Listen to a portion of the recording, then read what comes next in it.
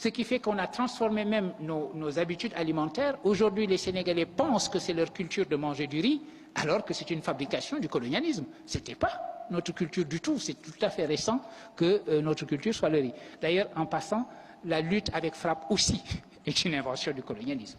Vous savez, c'était un colon particulièrement terrifiant qui aimait beaucoup faire se battre entre eux et les Africains, et il trouvait que la lutte n'était pas suffisant. Il fallait épicer cela en leur demandant d'échanger des coups de poing nus, et aujourd'hui nous disons que c'est notre tradition. Enfin, les traditions se fabriquent.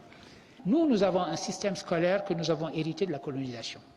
La colonisation a créé l'école au Sénégal et dans les pays africains parce que cette école devait former les agents pour cette colonisation, c'est-à-dire les auxiliaires de l'administration.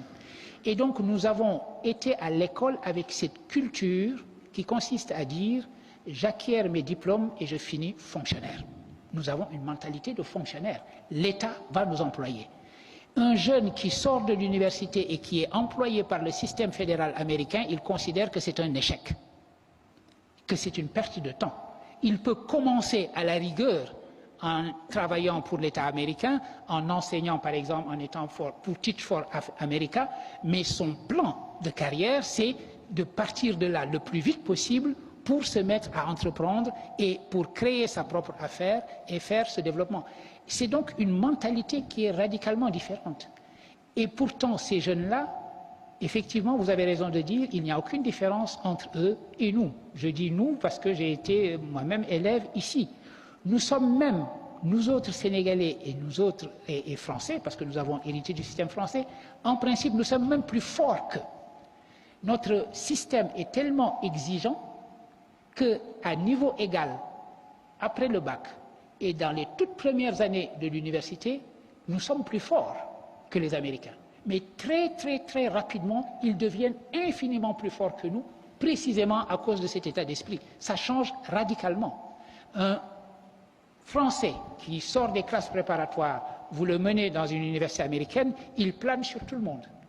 Dès qu'il a fini ses études d'undergraduate, il se retrouve à l'arrière de la classe et c'est les autres qui sont devant lui. Parce que les autres ont été élevés dans cette idée d'entreprendre, d'essayer et d'avoir cet esprit d'innovation permanent.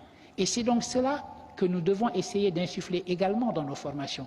Avoir les qualifications les plus pointues, mais également avoir la capacité d'entreprendre.